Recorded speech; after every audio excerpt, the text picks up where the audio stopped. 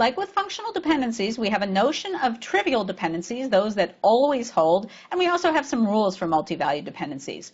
The definition for a trivial multivalued dependency, A multi determines B, is in this case that either B is a subset of A or A union B are all attributes.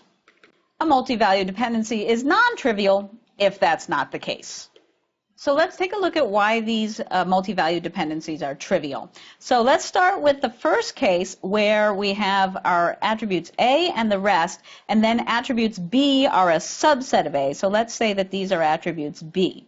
So what our definition of multivalued dependencies says is that when we have the same values for A in two tuples, so here A and A, then we have every combination of the B values and the rest. Well, obviously we do, since the B's are subsets of the A's here, the B values are going to be the same as well, and we clearly have every combination.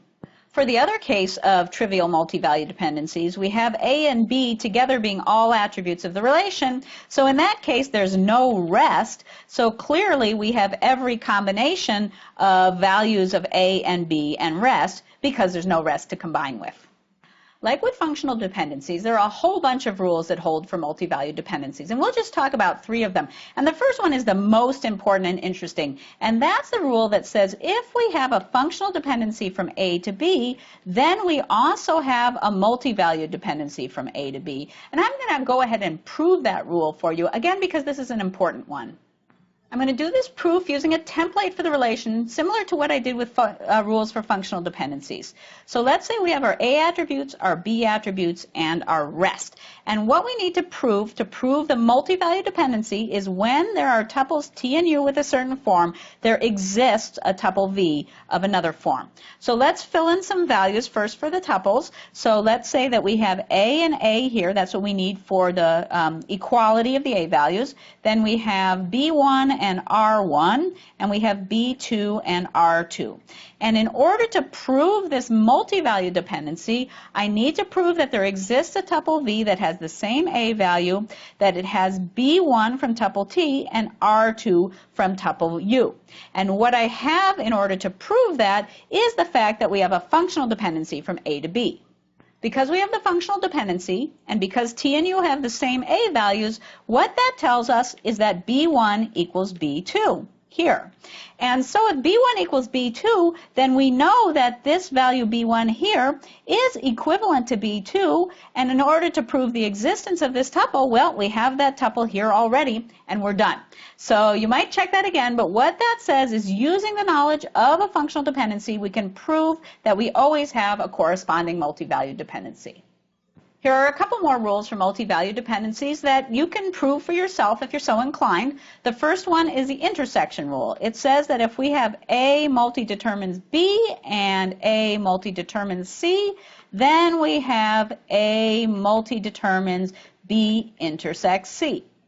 The transitive rule is slightly different from exact transitivity. What it says is if we have A multi-determines B and we have B multi-determines C, then we have A multi-determines not C exactly, but C minus B. And you might work some examples to convince yourself why we don't have just A multi-determines C and we have to subtract the attributes for B, although it's fairly complicated. So again, these rules can be proven, and there are many other rules for multivalued dependencies that you could read about in any of the readings provided on our website. By the way, regarding rules, let's come back to the fact that every functional dependency is a multivalued dependency. So we can use another Venn diagram. This is different than our previous one.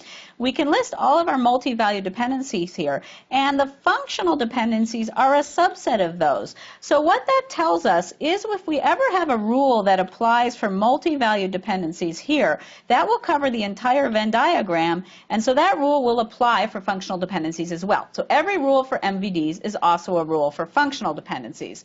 On the other hand, if we have a rule that applies for functional dependencies, that rule does not necessarily have to apply to all multivalued dependencies because it might be specialized just to this portion of the Venn diagram. So one example of such a rule is the splitting rule. The splitting rule is a rule that applies to functional dependencies but does not always apply to multivalued dependencies. And again, you could work an example to convince yourself of that fact. Woo, so after all of that setup of multivalued dependencies, we're finally ready to talk about fourth normal form.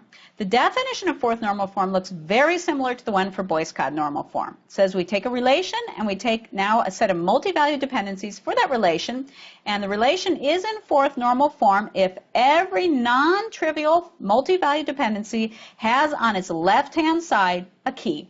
Remember, for functional dependencies, it looked exactly the same, except we had the functional dependency arrow here instead of multivalued dependencies.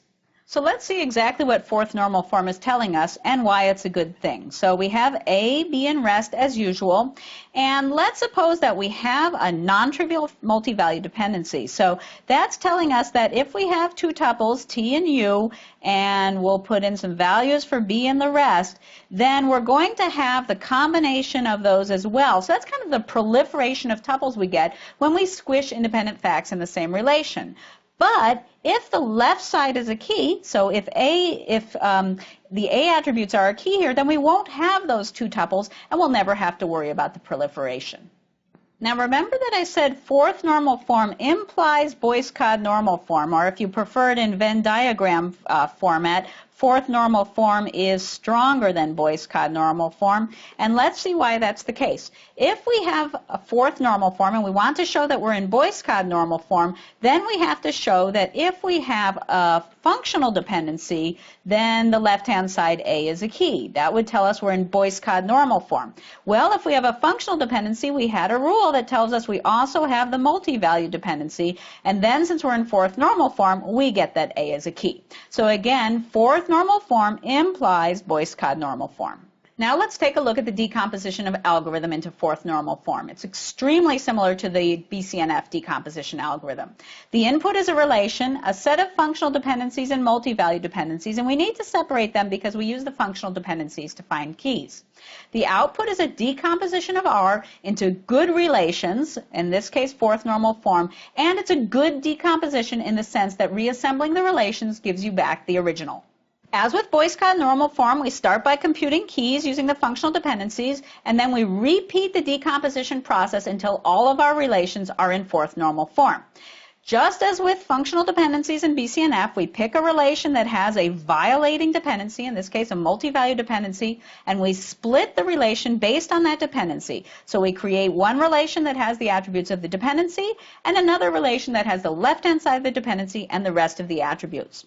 After that, we need to compute the functional dependencies for the decomposed relation and the multi-valued dependencies for it, and then we can compute the keys. Now, finding these multi-valued dependencies, this is actually a fairly complex process. Usually it's very intuitive, but I'm going to refer you to the readings to read about the algorithm itself. And in fact, it can be so complicated in the general case that some of the readings don't even provide the algorithm. But again, in general, it's very intuitive. Our first example is going to be very fast to do. As you remember, this example has one multi-valued dependency, social security number determines college name, multi-determines college name, and it has no keys other than all of the attributes. So obviously this is a violating multi-valued dependency, and so we decompose into two relations. We'll call them A1 and A2. The first one has the attributes of the multi-valued dependency, the social security number and the college name, and the second one has the left-hand side of the multi-valued dependency, as well as all the remaining attributes, which in this case is the hobby. These two decomposed relations actually have no FDs and no MVDs, so in that case we're definitely in fourth normal form, and we're done with the decomposition, and I think we can agree that this looks like a good schema for the data at hand. Our second example is quite a bit more complicated. Remember, in this example, we have that the social security number and college name functionally determine date. That means each student applies to each college on a specific date. And secondly, we assume that majors that were being applied for were independent of hobbies. So we have social security number, college name, and date. Multi determines the major. And incidentally, that would mean it multi determines the hobby too. Once again, we have no keys for the relation except for all attributes. So we have both a violating functional dependency in this case, and we have a violating multi-valued dependency. Let's use the multi-valued dependency for our first decomposition step.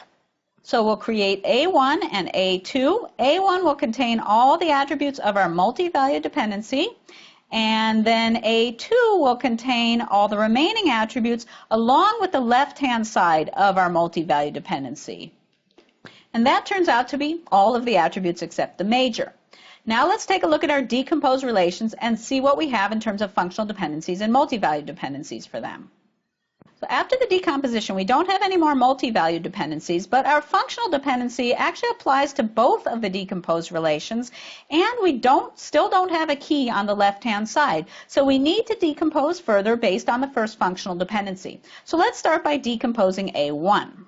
We'll turn A1 into A3 and A4, and A3 will have the functional dependency, all three attributes, and then A4 will have the left side of the functional dependency and the remaining attributes, which in this case is the major. So now we're finished with A1, and we have a similar problem with A2. And so we decompose A2 similarly, although we'll discover that A3 is the same relation in the decomposition of A2 as we got with A1. So we actually only add one more relation now, which is A5, that contains the social security number and the college name from the left side of the functional dependency and the hobby, which is the remaining attribute. And then we cross out A2. Now, the only functional dependencies or multi-value dependencies we have left do have a key on the left-hand side. I'll let you verify that for yourself. And these three relations are our final decomposition into fourth normal form. And I think you'll agree that this is a good design, again, for the data at hand.